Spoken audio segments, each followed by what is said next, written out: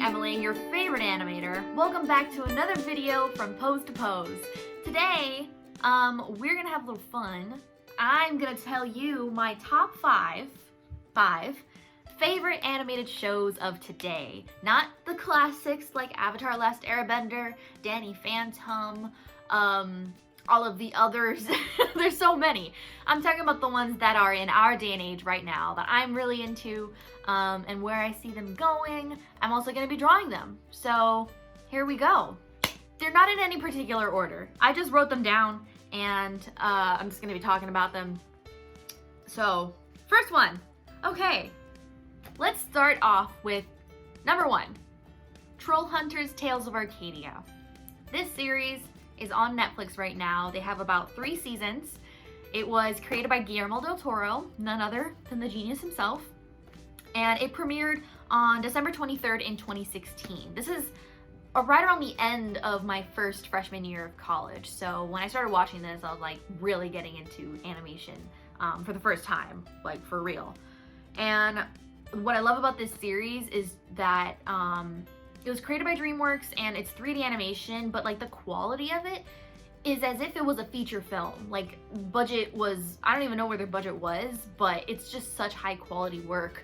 And on top of that, the characters and the narrative are so strong, so lovable. Like I was immediately hooked. Cool thing about that, around the second season, which was later in 2017, something like that, 2018, they announced that they would be making a trilogy series out of the world of Arcadia. So that's when the term Tales of Arcadia came onto, I guess, public knowledge.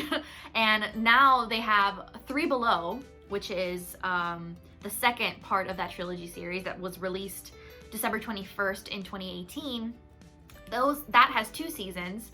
And then later this year in 2020, they're going to be releasing Wizards, which is the last part of that trilogy, and it's all like within the same world. All the characters are connected, and for me that's just like a masterclass on world building. Like it's just so well done.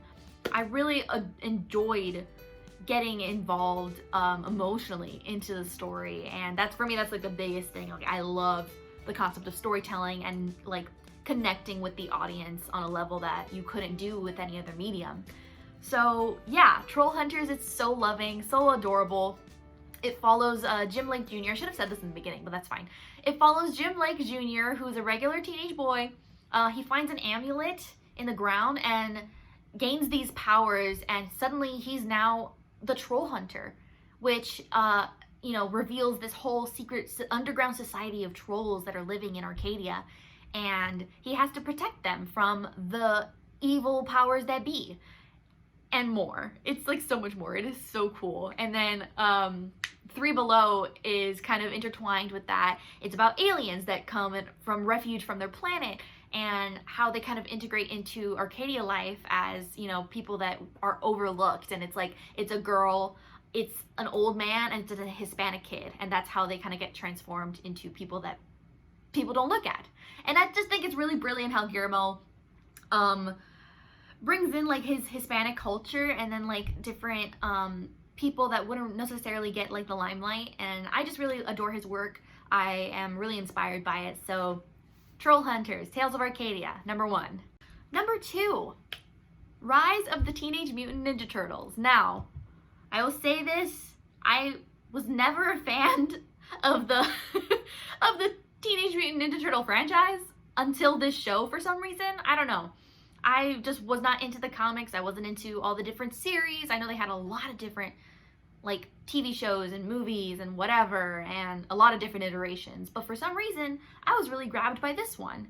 And I don't know if it was like the style or like the humor or like the fresh twist on it. There's a lot of different elements going on in this series that I think pay homage to its previous iterations, but also completely twists it on its head. And it's named Rise of the Teenage Mutant Ninja Turtles for a reason. Like, it's the turtles before they were known as like leaders and as like really ninjas or whatever. Like, I'm telling you, I barely know anything about the franchise itself, but I really got into this series, man. I don't know if it's like the characters. I really love the pacing and the humor and the action, the animation. There's a bunch of different things. Look, literally, hold on. For my birthday, my friends knew that I really loved this one character, Donnie. Look at that. They got me a little, I haven't taken it out because I'm like, is this a collectible? Should I not take it out of its box? I don't know. But isn't that cute? It was a little action figure. Anyways, I can go over there. Rise of the Teenage Mutant Ninja Turtles, TMNT. I'm gonna say that because it's a long title. Created by Andy Soriano and Ant Ward. It premiered on September 17th, 2018 on Nickelodeon. And it's a 2D animated show. Also has some rig work in there, which I love getting to see the use of both traditional animation and rigged animation. Just because I feel like that's super common in the industry these days, to be using a little bit of both for at least 2D shows. So I think they started their second season recently, and it's just really blown up. It's like the Turtles before they became the Ninja Turtles, you know what I mean? It's like their origin story, and they're just, I think Mikey is 13, Leo and Donnie are 14, and Raph is like 15. So they're like young, they're kids. And I just find it really charming. And for the first few episodes of the season, it was like really like their silly antics. There wasn't much plot going on, but in hindsight, right, like seeing it after the fact, you kind of get an idea of why they'd set it up that way, because it was setting up their characters for when the plot is applied. And it was woven into those earlier episodes. It was just a lot more subtle to build up, you know, what was going to happen. And I won't spoil it, but it's a really charming show. It's really funny, has some really awesome voice actors in it. Josh Brenner, Ben Schwartz, Michael, oh shoot, what's his name? Voice actors. Josh Brenner, Eric Bauza, who plays Splinter, super cool. John Cena was Baron Draxum, which is a new character, I think. I don't know, you'll see. Omar Benson Miller plays Raph, super cool voice. And Brandon Michael Smith, super cool voice acting, super cool people. And it's like paying homage to a lot of the different iterations and like characters that are so well known in the franchise. Like, it's such a beloved franchise that, you know, I think it does a really beautiful service to honoring that and then putting a new twist on it too, so it's fresh and exciting, and I really adore it. I think it's such a charming series. Number 3, Final Space. Oh, Final Space, man. This is my bread and butter. So Final Space is a show about Gary Goodspeed. It's this guy who somehow gets like the fate of the world thrust upon his shoulders, and he has to figure out how to save it.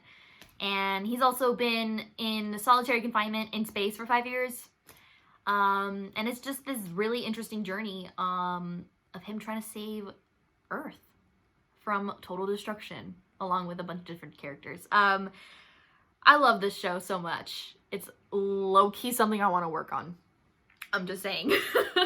If Olin Rogers can hear me. So this show, Final Space, was created by Olin Rogers. It premiered in 2018 on February 15th on TBS. The second season premiered on Adult Swim, but I think they kind of share ownership of, you know, where it's being premiered, right? And they have about 2 seasons right now.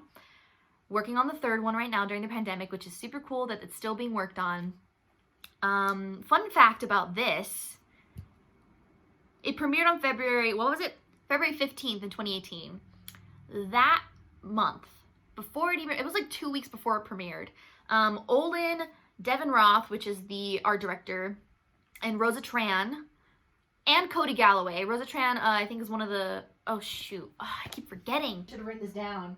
In 2018, in February, it was about 2 weeks before the show had premiered its first season. Olin Rogers, who's the creator and executive producer, Devin Roth, who is the art director, Rosa Tran, who is the supervising producer, and then Cody Galloway, who was the voice of one of the characters, came to my school for an event that we have called ATV Fest, and I got to ask them a question about, you know, what it was like working with the animators and getting them to kind of create his vision for the show.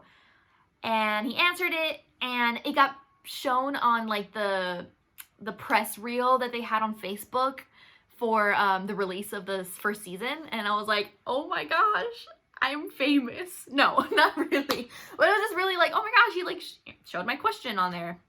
So it was really cool. It was my like 15 minutes of fame.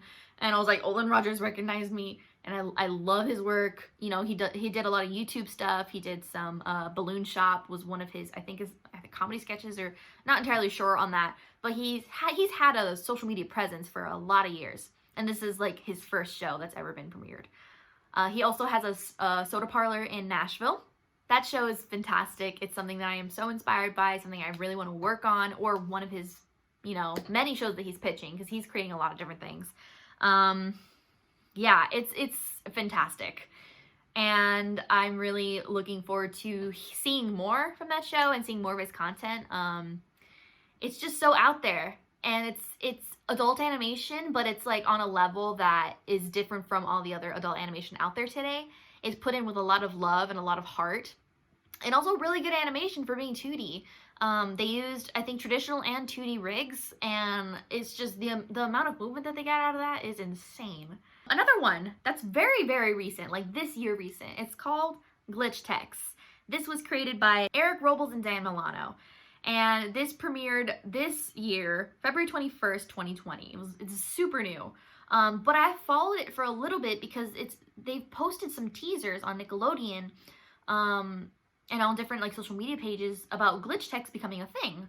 And it's this show about these two teenager kids who stumble upon this really well-known media game shop that secretly runs as like a I don't even know how to explain it. It's an interesting concept. They basically take these two kids and they put them in this world of almost secret agent-like people who go and secretly fight and take care of the Glitch Tex monsters that come out of like old video games that have glitches in them and who are broken. So they come out and they terrorize or whatever. And so it's almost like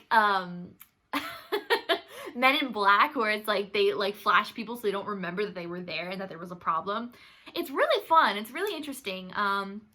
It's on Netflix right now, season 1. I believe it was like kind of created via Nickelodeon as well and distributed to Netflix. But it's really fun. It's 2D traditional. I think there's a little bit of rig animation as well. And the movement that they get it's just a fun show. I really latched onto it, and I'm looking forward to seeing what else they do with it, just because it's like it's brand spanking new, and I think it has a lot of hype going for it. So looking forward to seeing more for Glitch Tex. And last but not least, we have The Dragon Prince, which is on Netflix as well. It was created by Aaron Ehasz. Pronunciation. I would like to not butcher this man's name. And it was created by Aaron Ehasz and Justin Richmond. I hope I'm pronouncing Aaron's name right. Let's correct me if I'm wrong. Yeah, this is created by Bardell Entertainment, and it premiered in 2018 on September 14th. They have about 3 seasons now. What I love about this show is just the amount of good storytelling. You know, I'm a sucker for storytelling.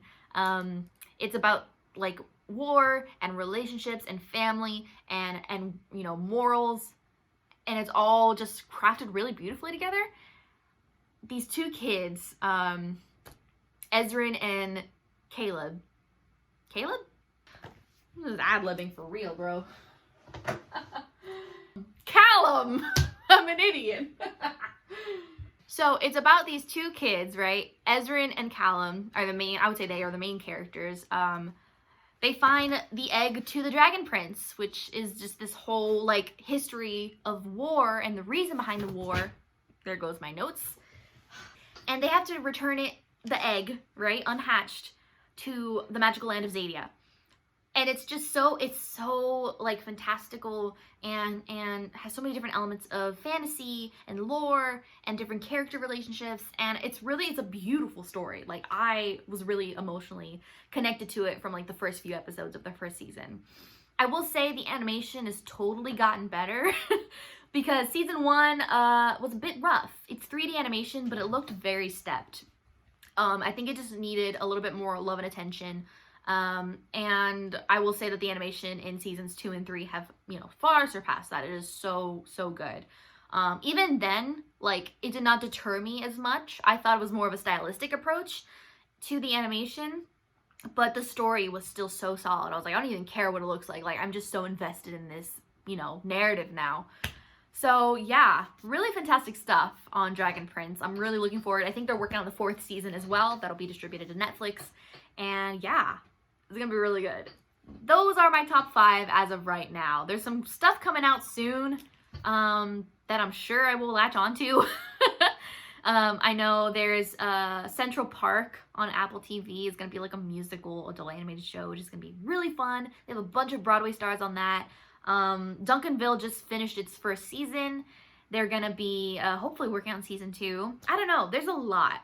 And I feel like even now with this whole, at this current time with the pandemic happening, a lot of people are worried, about jobs, about availability of jobs.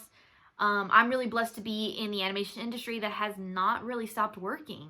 Everyone can work from home and continue making progress on production. And that, for me, that's just such an awesome thing, that we can still have jobs and be able to work in a time like this and create content. Like, people are now running to content to kind of get away from all the craziness that's happening outside. So I'm really excited for the future of animation. There's a lot that's going to be coming out. So you guys look forward to it too. Let me know what you think about these 5 shows, if you've ever watched them, if you haven't and you want to.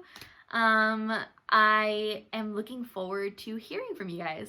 Another thing also, I think my next video, or maybe in the next video or the one after that, I want to do a Q&A. I want to know what you guys want to know about me, about animation. Maybe I can bring on some of my artistic colleagues to join me and do a little Q&A session. So if you have any questions for me, please leave them down below in the comment section. That's where you would leave them.